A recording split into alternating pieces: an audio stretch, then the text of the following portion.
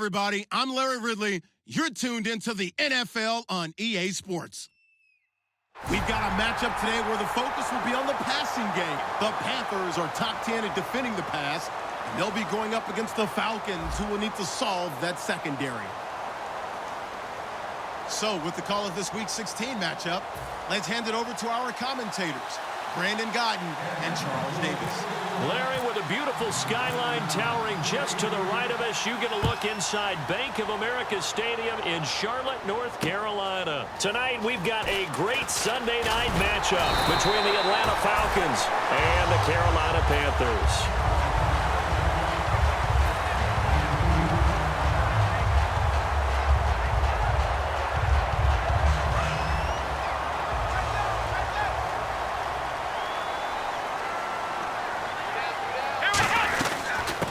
First carry for Ezekiel Elliott, and he'll get about 4 across the 30 to the 32. When we look at this unit like we are now, Greg Olsen has become such a reliable target in this league.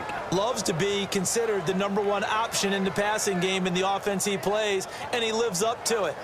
Knows the defense is set for him, knows how to beat them.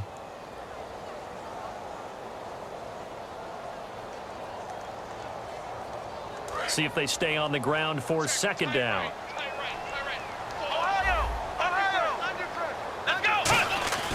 A second down throw for Prescott. And that's caught. Did he stay in bounds, though? He did not. Ruled incomplete.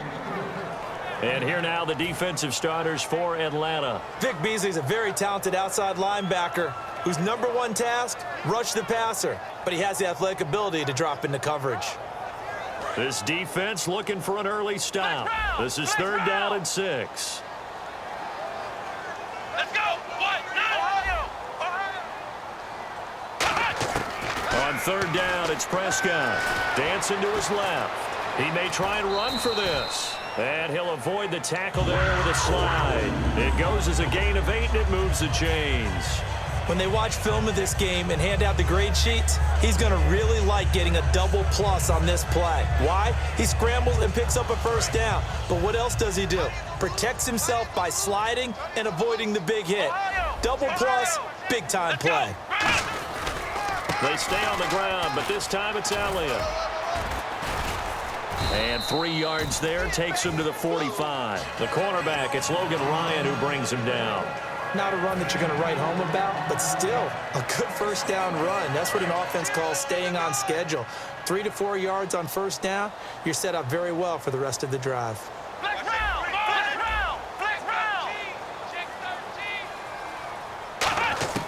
Prescott now on 2nd down. And this is caught. It's Greg Olsen. And he takes this one down all the way near the 30. 23 yards on the play. And on this first drive, looks like they want to get that vertical passing game going early. And they did, and what a warning shot they just fired. If you're not going to back up and play coverage deep, we're going to attack you all game long. And once you adjust to that and you start to back off, then that opens things up underneath. A really nice start for them. Great way to get the game going. This drive is turning into an extended one, and the guy carrying the ball, he's becoming more like a body blows guy. Every carry is putting some damage on the defense. So after a while, I'm not too sure how many guys are going to want to run up and tackle him. They go to Elliott again. And he is going to lose yardage here. He lost 2 there, and it's 3rd down. You have to give big-time credit to the cornerback on that play. Most of them like to just sit back and say, I'm playing pass. But he diagnosed that play so fast and got into the backfield for a loss of yardage. That's a monster play by a corner. It goes as a gain of 6, and it's a first down. Would it be safe to say that as precise as routes are supposed to be run in the NFL, maybe they're not quite as precise in college ball? That's accurate, yeah. And I think we saw a college route in the NFL there.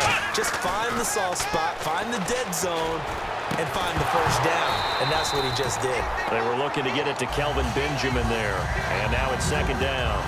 After all the preparation, all the practice, a play like that will absolutely break your heart. They had everything they wanted, just unable to complete it. In the end zone, a big-time drop. Now back to the ground with Elliott. He'll get it inside the red zone, but only for a couple down to the 19.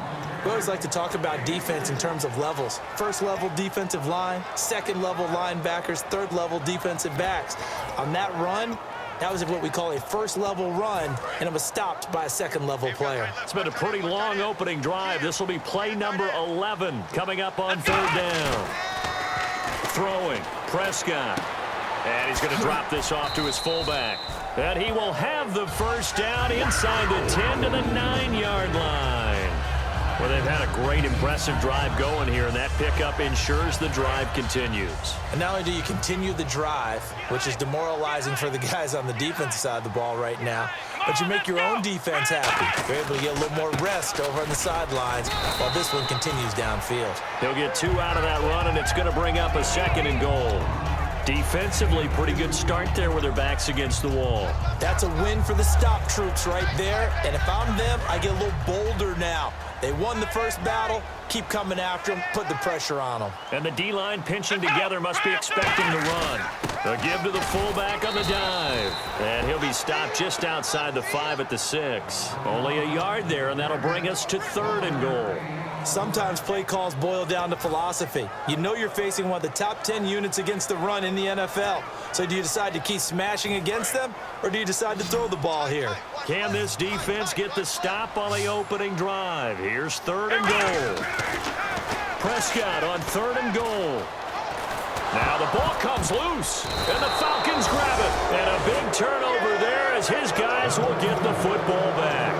And without a doubt, not the way they pictured that opening drive unfolded. No, they were making progress. They weren't exactly in high gear, but they were making a few yards along the way. And now that they've coughed it up, you got to go back to the sidelines and regroup a little bit. Atlanta now coming out on the field. The former Indiana Hoosier here, Tevin Coleman. And he's going to take this up past the 10 to about the 11. Yeah, give him 4 yards there. It'll be 2nd and 6. Here's the offense, and we talk about the tight end, Jacob Tammett. A lot of people thought of him as simply a safety valve receiver. He can be a primary receiver. Jacob Tammett shows better athleticism than what people expect. 2nd down following the run.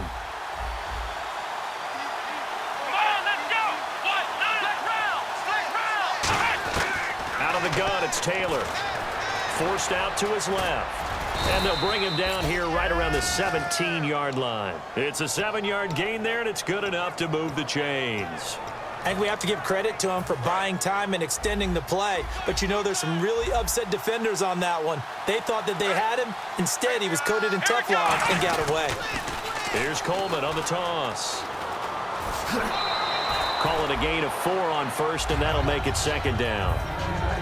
And the starting defense here for the Panthers. K'Wan Short came out of Purdue as one of the top-rated defensive tackle prospects. Now he's one of the top-rated NFL players. Now they'll throw with Taylor.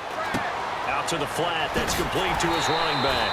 And they'll lose a yard that time, and that's going to lead to a 3rd down. Well, they try to swing it on left into the flat, complete, but really nice open field tackling. And they played that one like a great boxer. They were on their toes on that one. They weren't back on their heels reacting to the play.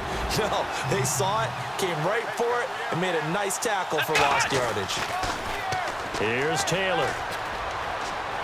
And he's taken down. Back at his own 7. K'Wan Short in there to get him, and that's sack number 6 for him on the year.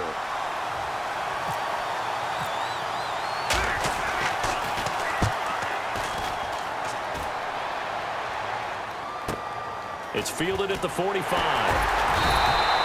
43-yard punt, but they get 9 back on the return. And the Panthers will take over in terrific field position.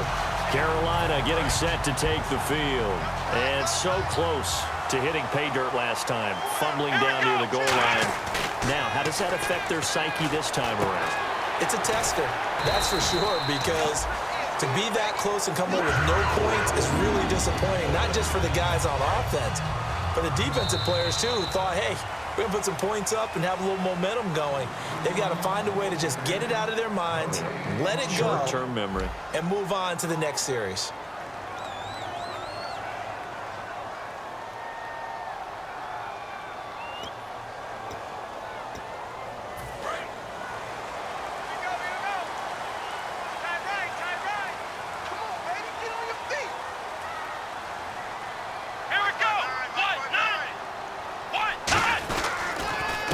down carry by Elliott. Room here to run.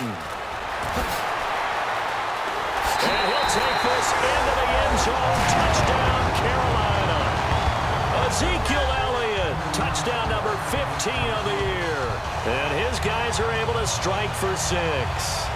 Well, partner, that was another explosive run, and one thing I've learned in our time in this game, yes, the offensive line has to get a lot of credit, but for big runs to occur, the wide receivers have to block well downfield. And then you have to have a good guy carrying the ball too, right? Oh, without a doubt. You need that difference maker lugging the rock.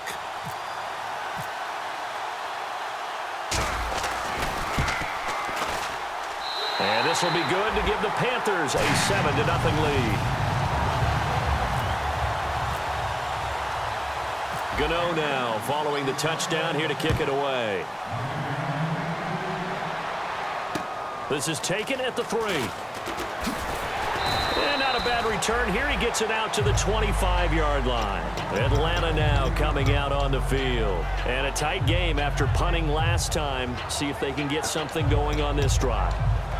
As they head to the field now, with the game this close, you got to feel there's a sense of urgency for them going on offense right now. But they have to do it without letting panic creep in and affect their play. And it's complete to Jacob Tamme. A gain of 6 there on first. Now that's staying ahead of the chains. Really good pickup on first down, hitting the tight end there. Now it brings up a second and manageable. Just found a hole in that zone. Here's Coleman. They get 5 out of that one, and it moves the chains. So many teams want to throw the ball in this situation nowadays, but I love watching a team that has enough confidence to go ahead and run the football. In that situation, that's almost a tendency breaker. So they pick up the first down after the run, and now they approach for the fresh set. Come on, let's go!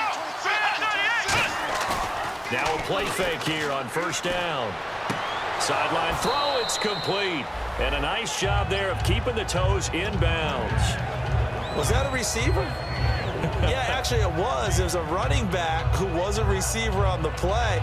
Ike's been spending time in the receiver drills getting his feet down. Well, those guys out of the backfield, they got to be good, agile with their feet. He showed the agility there with a toe tap. No doubt about it. It's like he'd run to ballet school. Got the nowhere to escape, and he goes down.